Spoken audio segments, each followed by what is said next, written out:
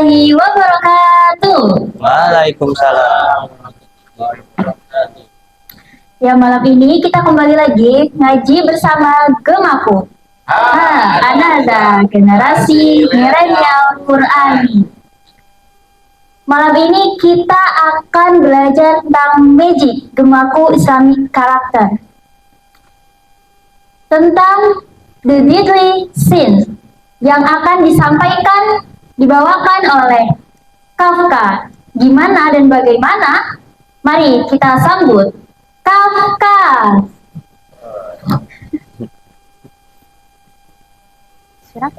Terima kasih, Kak.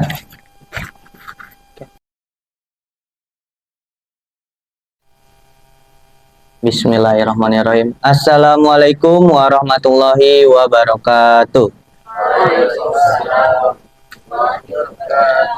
Assalatu wassalamu ala asrofil anbiya'i wa mursalin wa ala alihi wa sahbihi ajmain, amma ba'du. Rabbi srohli sadri wa yasirli amri wahlul uhdatam milisani yafqahu qawli. Yang terhormat guru kita bersama Abi Karim, yang saya hormati Bang Holis dan teman-teman Gemaku yang hadir pada malam hari ini. Oke, pertama-tama terima kasih telah memberi kesempatan kepada saya untuk menyampaikan materi presentasi pada malam hari ini. Tema pada presentasi malam ini yaitu tentang dosa yang berjudul The Deadly Sin, yang artinya dosa-dosa mematikan. Holis.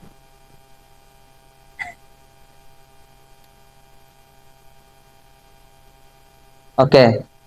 Dosa-dosa yang saya jelaskan pada malam ini yaitu wrath, kemarahan, lust, nafsu, dan greed, rakus atau serakah.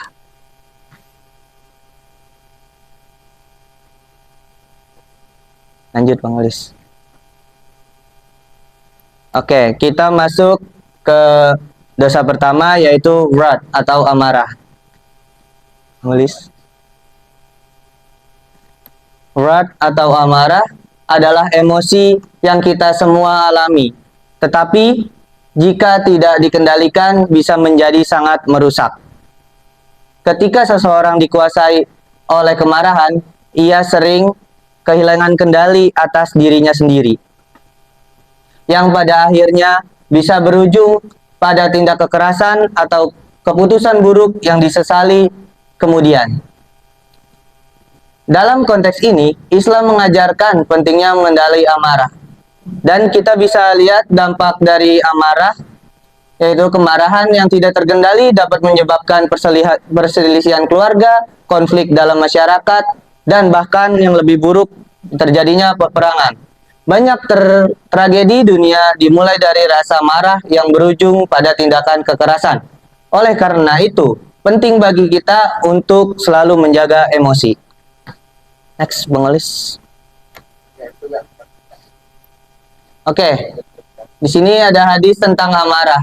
Nabi Muhammad SAW bersabda, orang yang kuat bukanlah orang yang bisa mengalahkan lawannya dalam gulat, tetapi orang yang kuat adalah orang yang bisa menahan dirinya apabila dia marah. Hadis riwayat Muslim dan Bukhari. Nah, kita udah tahu dampak buruk dari amarah. Kita masuk ke cara meredam amarah. Cara pertama yaitu kita bisa beristighfar. Ketika kita marah, segeralah beristighfar meminta ampun kepada Allah Subhanahu wa taala. Yang kedua, mengubah posisi. Nah, ini diajarkan oleh Nabi Muhammad SAW. Jika kita marah dalam keadaan berdiri, maka duduklah. Dan jika marah dalam keadaan duduk, maka berbaringlah. Yang ketiga, berwudu. Air dapat meredakan panasnya emosi, sehingga berwudu dapat membantu mendinginkan hati. Yang keempat, meninggalkan tempat. Jika berada di lingkungan yang memicu kemarahan, cobalah untuk menjauh untuk menenangkan diri. Lanjut. Oke, kita masuk ke materi yang kedua, yaitu lust atau nafsu. Las atau nafsu, khususnya nafsu seksual yang tidak terkendali, bisa menjadi dosa yang sangat merusak. Dalam Islam, ini dikenal sebagai zina, yang merupakan salah satu dosa besar.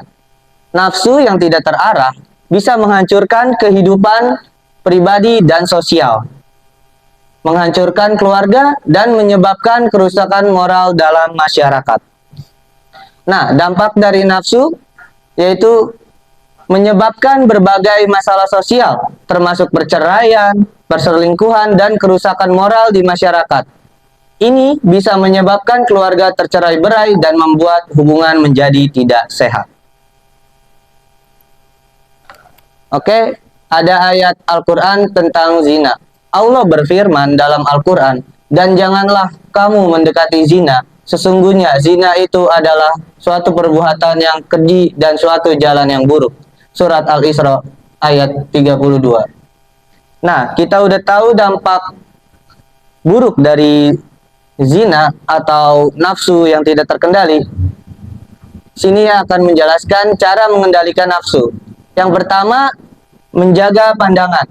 Islam mengajarkan kita untuk menundukkan pandangan agar tidak tergoda oleh hal-hal yang dilarang. Berpuasa. Nabi Muhammad SAW menganjurkan puasa sebagai cara untuk menahan nafsu. Puasa melemahkan dorongan nafsu dan membantu kita fokus pada spiritualitas. Yang ketiga, pernikahan.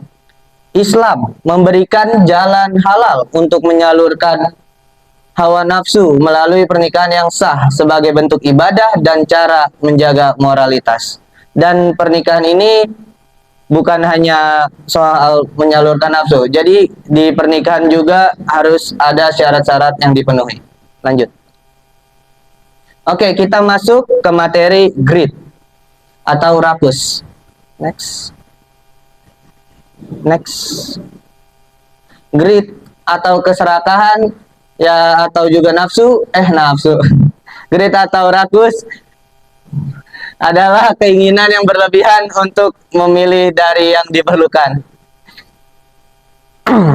Baik itu harta, kekuasaan, atau status.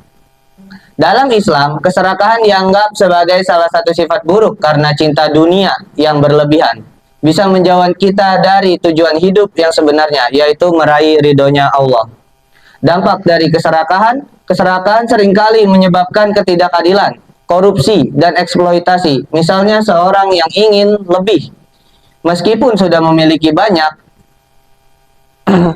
mungkin akan melakukan tindakan curang untuk mendapat lebih banyak harta. Ini merusak keadilan sosial dan menyebabkan ketimpangan di masyarakat.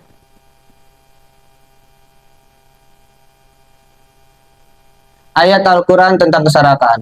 Allah berfirman dalam Al-Quran, celakalah bagi setiap pengumpat lagi pencela yang mengumpulkan harta, menghitung-hitungnya. Dia mengira bahwa hartanya itu dapat mengekalkannya. Surat Al-Humazah ayat 1-3. Nah, kita sudah tahu dampak dan apa itu keserakahan, dan akan masuk dengan cara menghindari keserakahan. Cara pertama yaitu sedekah dan zakat.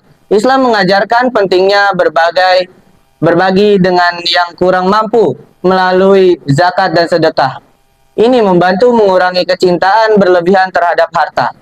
Rasa syukur. Islam menekankan pentingnya selalu bersyukur dengan apa yang kita miliki. Dengan bersyukur, kita akan lebih merasa cukup dan tidak terjebak dalam keserakahan. Yang ketiga, keseimbangan dalam kehidupan. Islam mengajarkan bahwa dunia hanyalah sementara. Dan fokus utama kita haruslah kehidupan akhirat. Oleh karena itu, kita harus bijaksana dalam mengelola harta dan selalu berbuat baik kepada orang lain. Oke, kita masuk ke kesimpulannya. Wrath atau kemarahan yang tidak terkendali adalah sumber banyak permasalahan dalam kehidupan individu dan masyarakat. Dalam Islam kita diajarkan bahwa bukan kekuatan sejati, bukanlah kemampuan fisik, tetapi kemampuan mengendalikan emosi, mengendalikan amarah adalah langkah penting untuk menjaga hubungan yang harmonis, baik dengan diri sendiri maupun dengan orang lain. Nafsu yang tidak terarah, khususnya dalam hal keinginan berlebihan terhadap kepuasan fisik atau materi, dapat merusak kehidupan pribadi dan sosial. Islam mengajarkan mengendalikan diri untuk menjaga kemurnian jiwa dan menghindari perbuatan yang merusak, seperti zina. Dengan menjaga batasan, kita dapat menjalani hidup yang lebih bermakna dan terhindar dari perbuatan tercela. Greed. Keserakahan adalah keinginan berlebihan yang dapat merusak keseimbangan hidup dan menimbulkan ketidakadilan dalam masyarakat. Islam mengajarkan pentingnya bersyukur, berbagi, dan hidup sederhana. Dengan menghindari sifat serakah, kita dapat menciptakan kehidupan yang adil dan damai, serta terhindar dari kesenjangan sosial yang merugikan.